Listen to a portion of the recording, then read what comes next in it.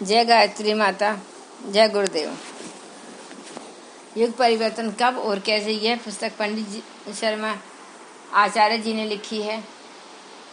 इनका पूरा नाम पंडित श्री राम शर्मा आचार्य जी है। आगे पंडित श्री राम शर्मा आचार्य जी लिखते हैं कि अपनी ही जाति को विनष्ट करने के लिए सन्नद्ध खड़ी मानवीय बुद्धि को इसके बाद भी क्या श्रेष्ठा और गौरवास्पद कहा जा सकता है।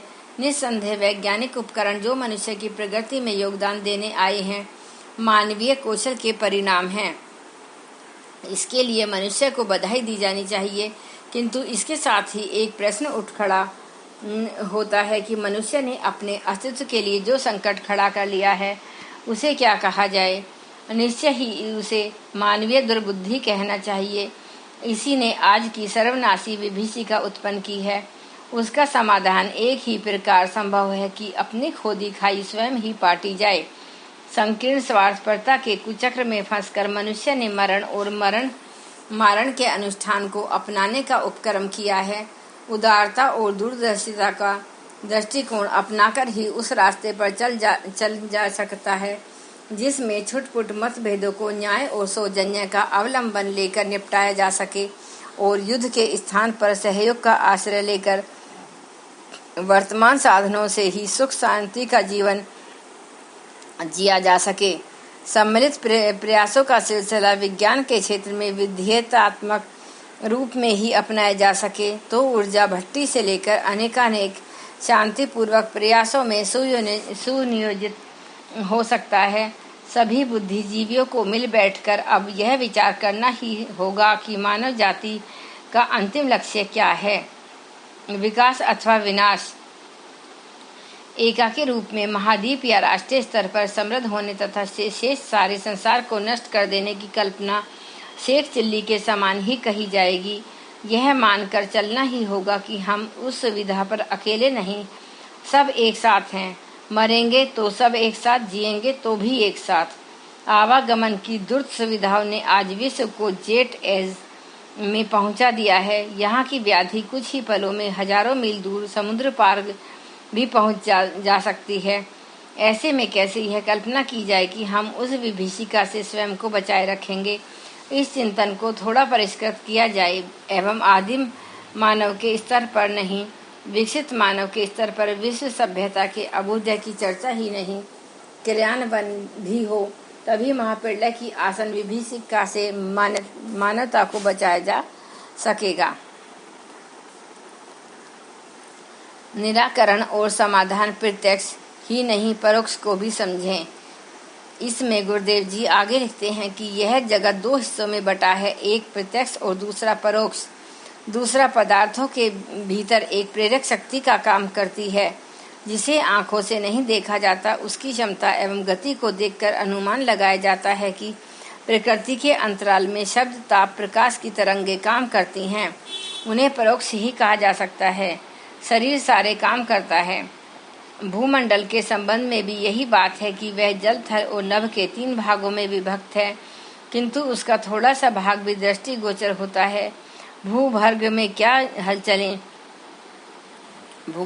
हलचलें चल रही हैं, समुद्र तल से क्या हो रहा है, आकाश में कितना पदार्थ वायुभूत होकर उड़ रहा है, इसकी जानकारी सामान्य बुद्धि या साधनों से प्राप्त होती है।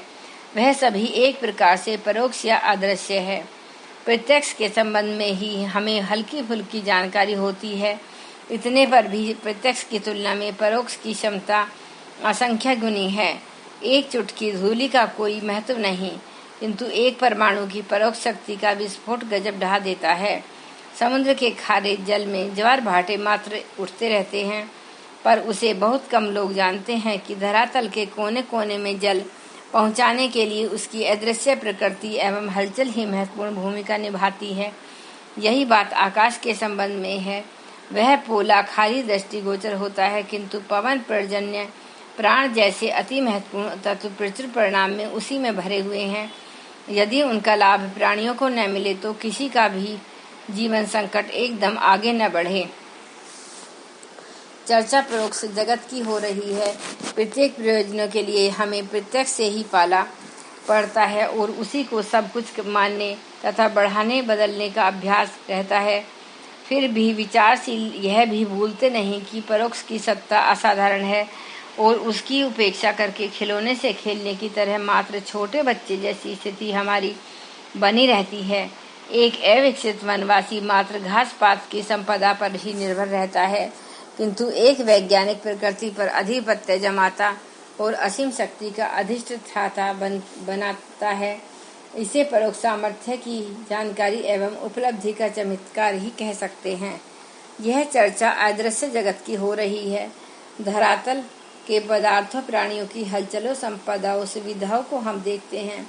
उस क्षेत्र की प्रतिकूलताओं को अनुकूलताओं के बदले के लिए प्रयत्न भी पार करते हैं। यह भी भूल जाते हैं कि प्रत्यक्ष के पीछे परोक्ष कारण भी महत्वपूर्ण भूमिका संपन्न कर रहे होते हैं और उन्हें समझने और निपटने के लिए कुछ किया जाना चाहिए। इस भूल का परिणाम है कि निरर्थक चला जाता है, थकान, निराशा और खींच ही पल्ले पड़ती है। इसमें गहराई से उतरने की आदत डालनी चाहिए और समझना चाहिए कि मोती बटोरने के लिए गहरी डुबकी लगाने के अतिरिक्त और कोई चारा नहीं है। भटकते रहने से सीप और घोंगे के अतिरिक्त और कुछ पल्ले नहीं पड़ता। रोग प्रत्यक्ष है और औषधि भी, दोनों आपस में सुलझते समझते भी रहते हैं, एक दूसरे को चुनौती चिरकाल से देते आ रहे हैं, किंतु औषधियां हारती और बीमारी जीतती चली जा रही है। जब तक कि ऐसे में से शक्तियों के विषाक्तता के उद्भव अदृश्य का कारण न समझा जाए और उसके निवारण के लिए चटोरेपन की आदत परिमार्जन न किया जाए, यह बात अर्थ संकट, मानसिक तनाव, परिवार विग्रह, समाज विक्षोभ जैसी समस्याओं के संबंध में भी लागू होती है। मन स्थिति बदलने से परिस्थिति बदलती है।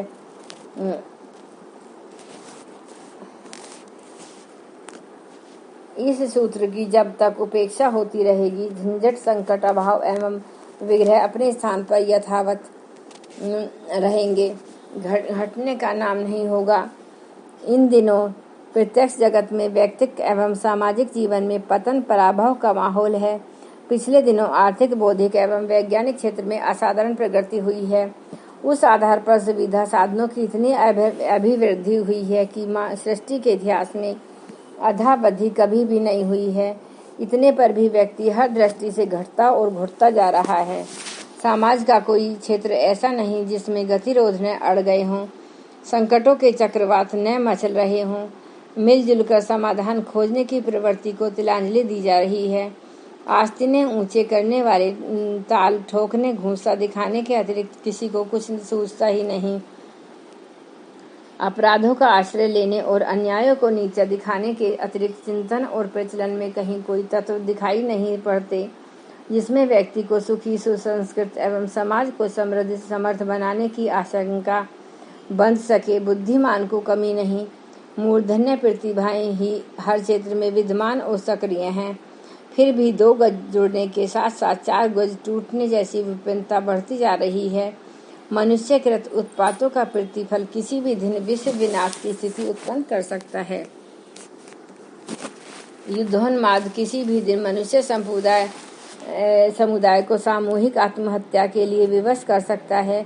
जनसंख्या की अनियंत्रित अभिवृद्धि, प्रदूषणों और विकिरणों के घटाटोप, अपराधों को तूफानी चक्रवात, संधिपात जैसा युद्धोन्माद ऐसा है कि जिसके कारण सर्वनाश की घटनाएं घुमड़ती दिखती हैं।